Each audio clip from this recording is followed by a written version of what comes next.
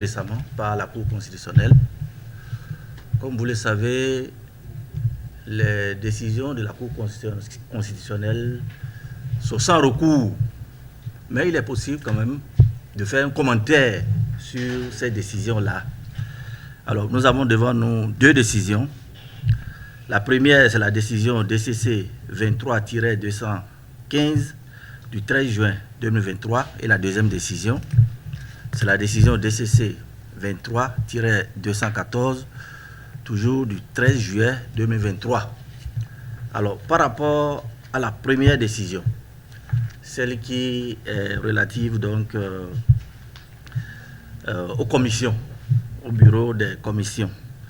À ce niveau, ce sont les collègues députés de la majorité qui ont saisi la Cour constitutionnelle à l'effet de nous contraindre d'occuper les postes de secrétaire qui nous avaient réservés lors de la mise en place des bureaux des commissions.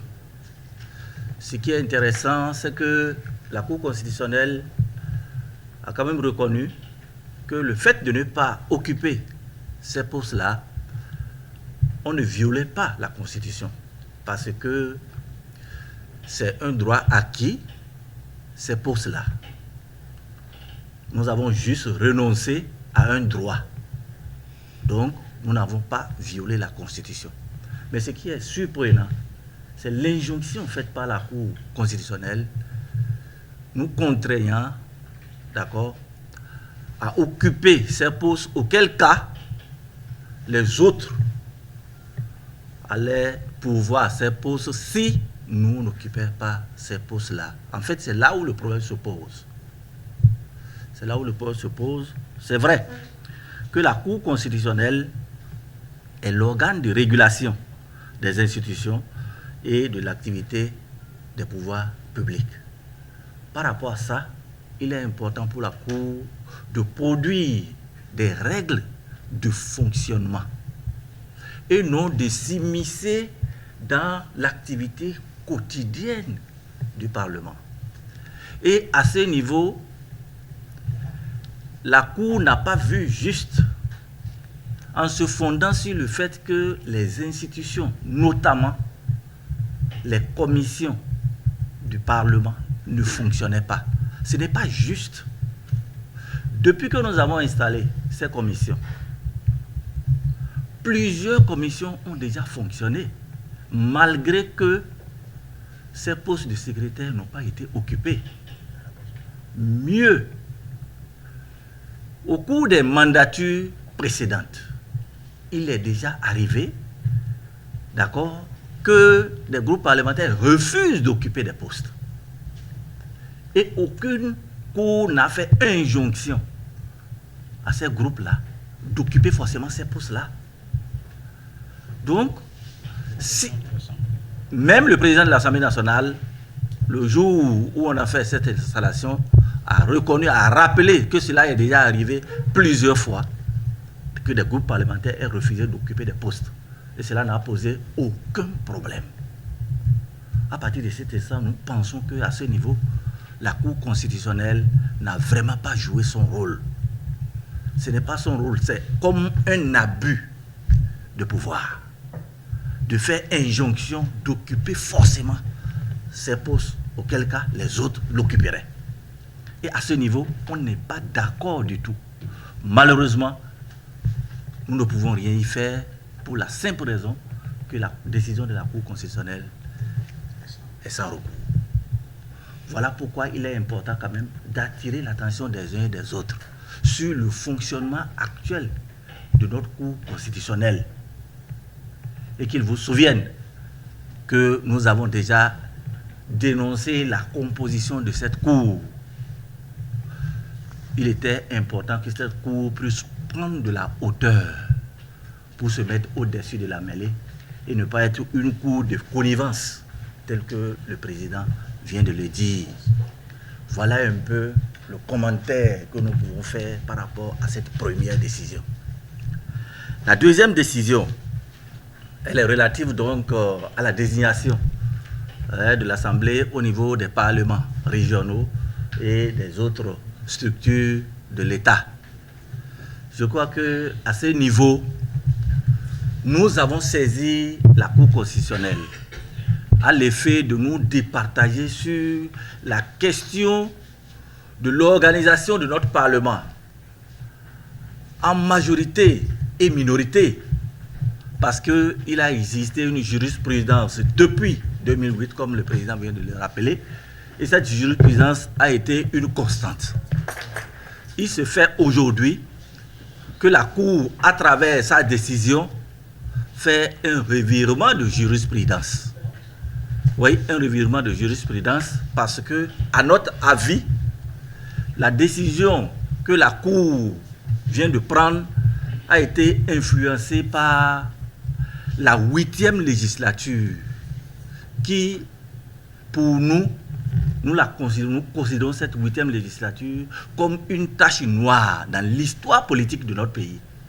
Pour la simple raison que cette 8e législature était une législature monocolore, constituée uniquement que des députés de la même chapelle politique. C'est une erreur. C'est une erreur. Alors, pour faire fonctionner cette législature, il fallait trouver au sein de cette mandature, il fallait trouver au sein de la même chapelle politique la minorité et la majorité. Puisque c'est le mode de fonctionnement de la Cour. On a dû trouver au sein de la même chapelle politique la minorité et la majorité.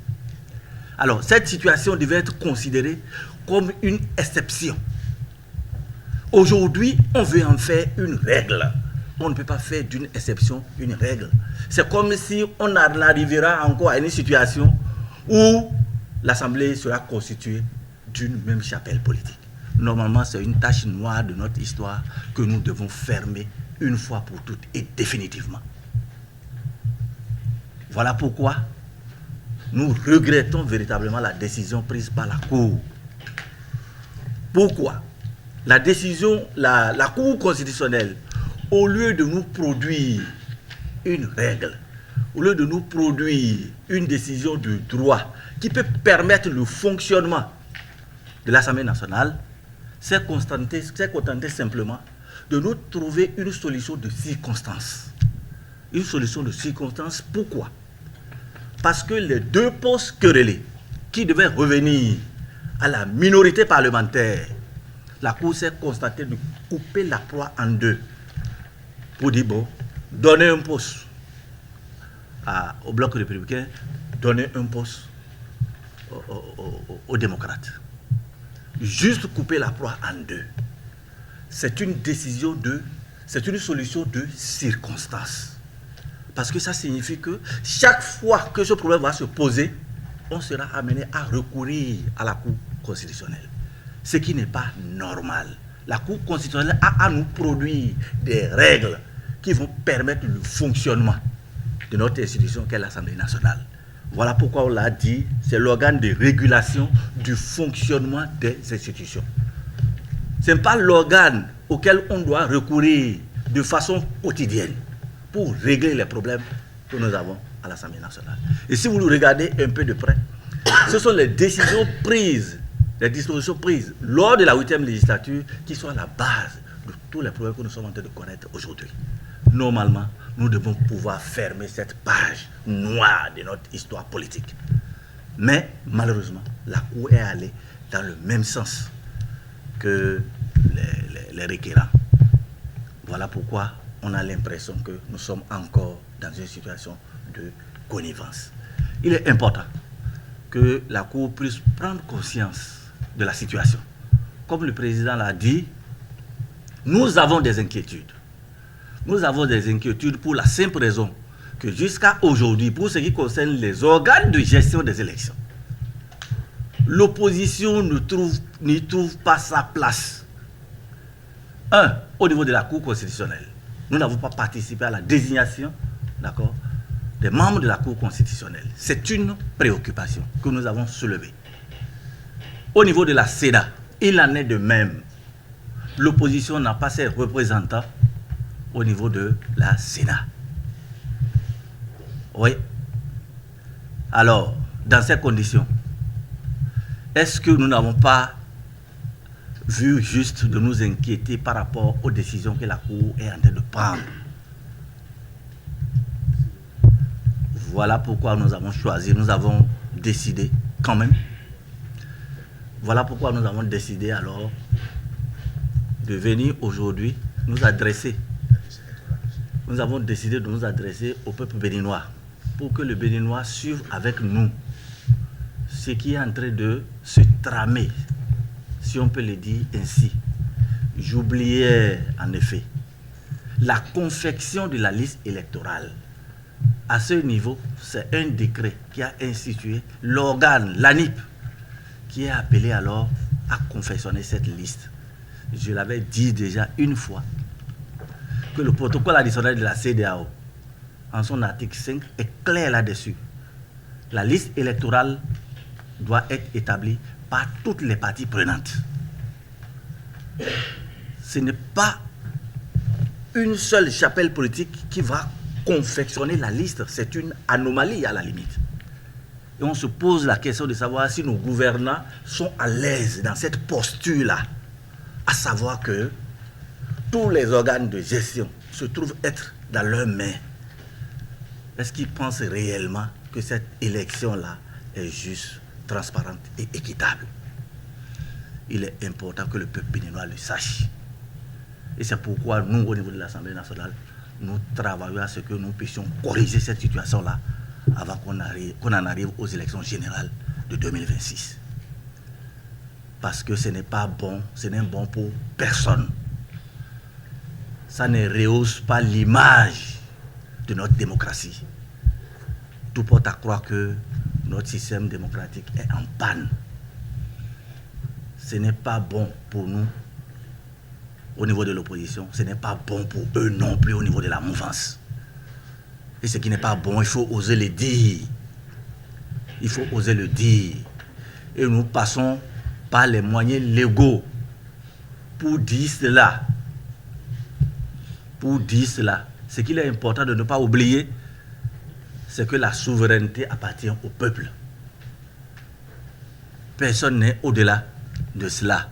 Et que tout ce que nous sommes, nous avons intérêt à respecter les lois de la République.